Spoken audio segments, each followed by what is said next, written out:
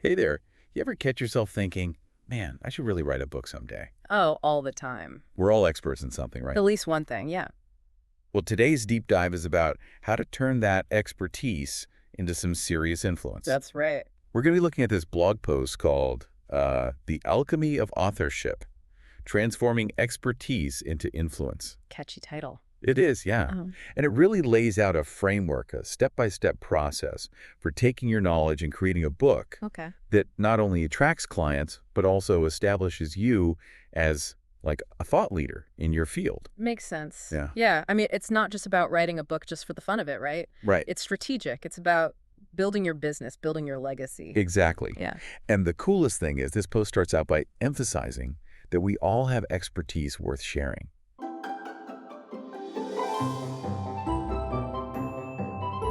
You know, it's not just about being a CEO or having a PhD. It's about recognizing what you know Right. that other people don't. Absolutely. Everyone's got some unique blend of knowledge and experience, right? Yeah. It's like, this post calls it your unique elixir.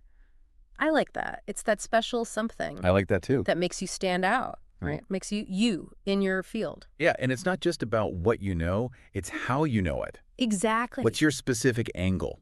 Yeah. You know, what experiences have shaped how you approach things? Right, right. Makes me think about like those aha moments you've had, you know, in your career. Like when you figure something out and it just clicks. Yeah, exactly. Yeah. Like those are like the seeds of your unique elixir. You know what I mean? Oh, that's a great way to put it. Yeah. And then the post goes on to actually tell you how to identify that elixir. Okay. And it starts with getting super clear on who your target audience is, understanding their needs, what they're looking for. It also mentions like analyzing your competitors, Yes. which might seem a little daunting to some people, Sure. but I think it's crucial, you know. Oh, yeah, definitely. By seeing what everybody else is already doing, you can figure out where the gaps are, where your unique approach can really shine. Yeah, yeah. So it's not about copying anyone. No. It's about finding your own lane Exactly. and becoming like the expert Yeah. in that space. The go-to person. Yeah.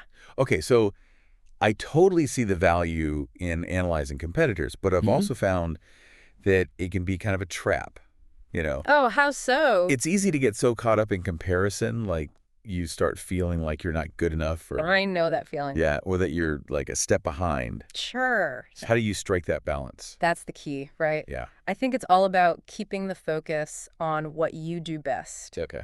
on the problems that you can solve in a way that nobody else can. So you're using that competitor research to refine your own offering, Exactly. not to like copy it. Exactly. Okay, cool. Yeah. All right, so we've identified our target audience. We have a good sense of the competition. We've started to like crystallize our unique elixir. We're on our way. What's next? Well, this is where the post gets really interesting. Go. It suggests focusing your book on one specific problem Okay. that your ideal client is facing early on in their journey. Oh, interesting. So instead of trying to solve every problem at once, Right. you're giving them this like very targeted solution Exactly. to a pressing need. It's about meeting your readers where they are, offering them a valuable stepping stone on their path, to a bigger solution, a transformation. Okay, so this actually brings up a question Yeah. that I've been thinking about this whole time. Okay. How do you balance sharing really valuable knowledge in your book without giving away all your secrets? Right. Especially if you're using the book to attract clients. Oh, for sure. That's a tough one. It's Yeah. like you got to find that sweet spot, right? Where you're giving enough value to establish your expertise, build that credibility, but you're also leaving them wanting more. Right. So they're like, okay, I need to work with this person directly. I've wrestled with that myself.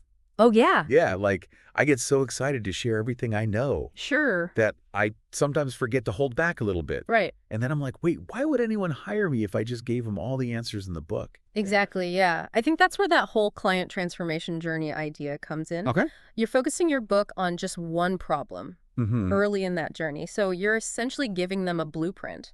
Oh, I like that. Like a blueprint. A framework, right. That helps them get started, but it's also hinting at like the potential for even bigger transformation if they work with you one-on-one. I love that analogy of a blueprint. Yeah. It's like you're giving someone the tools to build a foundation, but they still need an architect. Right. That's you. That's you, exactly. To help them create like their dream home, you know? Exactly. It's empowering them to take those first steps, but also showing them, hey, you can reach even greater heights with my help. Love it. Yeah. So we've laid the groundwork, right? We know our audience, we got our unique angle, and we even know what specific problem our book is going to tackle. Yeah, we're ready to start writing, right? But how do we actually structure the book? Well, the post has a really practical, like, step-by-step process. Okay. You start by taking that initial client problem and breaking it down into, like, 10 to 12 subtopics. Okay. And those become your chapters. So each chapter is like a mini deep dive Exactly. into a specific part of the bigger problem. Precisely. And then you go even deeper. You break each chapter down into even smaller sections. Okay. And this not only creates, like, a detailed roadmap for your writing, but it also makes it way less overwhelming, you know? It's like that old saying, how do you eat an elephant? Haha, one bite at a time. Yeah, exactly. One bite at a time. I love that. And I can see how this would be super helpful, especially for first-time authors, you know? Right. Or maybe feeling a little intimidated by the whole idea of writing a book. Definitely, yeah.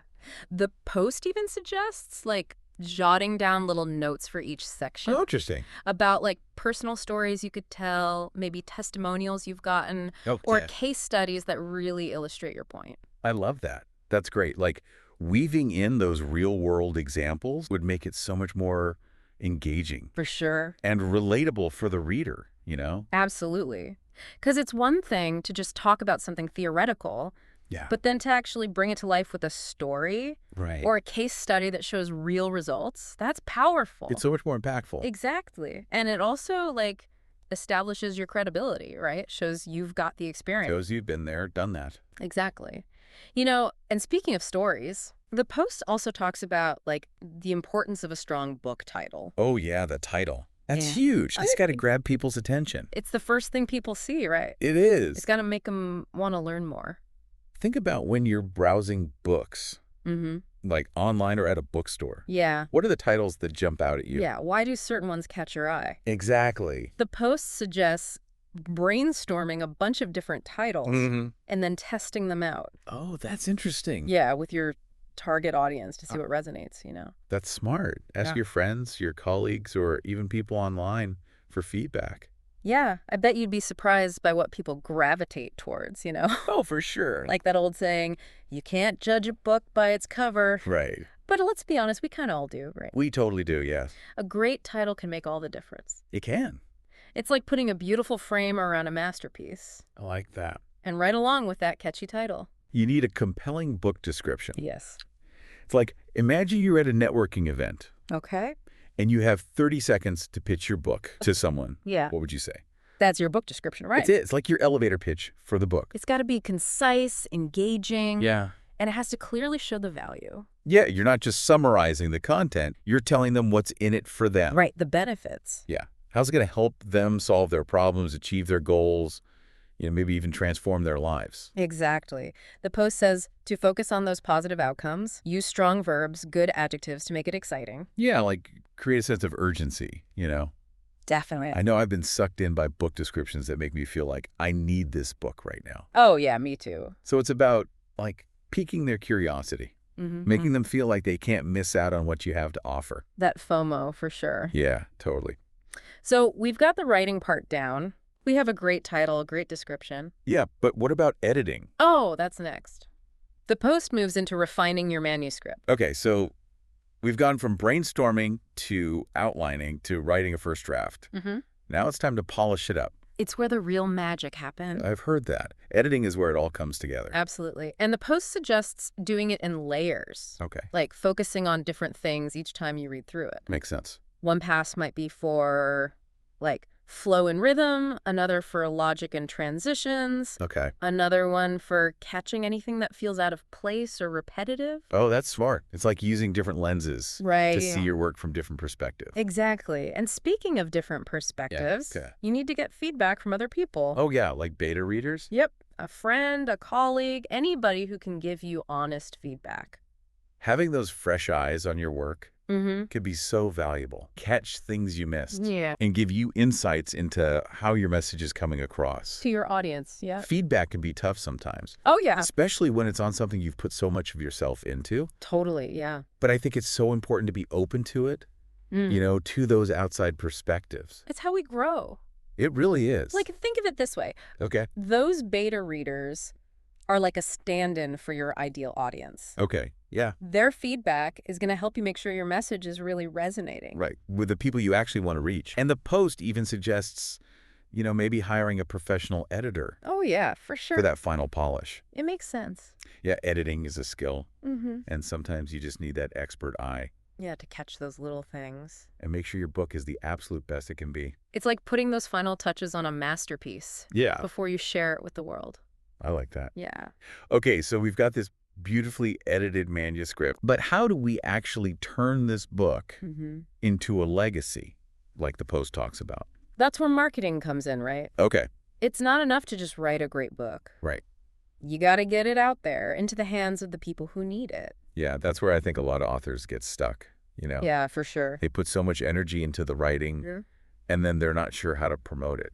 It can be overwhelming, but the post has some really good strategies. Okay. Like, start with a dedicated page for your book on your website. Oh? That's your central hub. Okay. People can learn more about the book, read reviews, buy a copy, everything. It's like your storefront for the book. Exactly. And don't forget about social media. Oh, yeah. That's huge these days. You can use it to build buzz before launch. Okay. Announce the release, keep promoting it afterwards. That's all about creating that conversation, right? Engaging with readers, building a community. And I love the idea of reaching out to, like, podcasts. Yeah. Bloggers, even traditional media, just to spread the word. Definitely. Think about the podcasts you listen to. Would your book be a good fit for their audience? Yeah. Reach out to them. Yeah, that's smart. Okay, so that's all great for finding new readers, but what about, like, the negative reviews? Oh, the dreaded negative reviews. You can't please everyone. Nope, you can't win them all. Do you think a few bad reviews can actually be a good thing?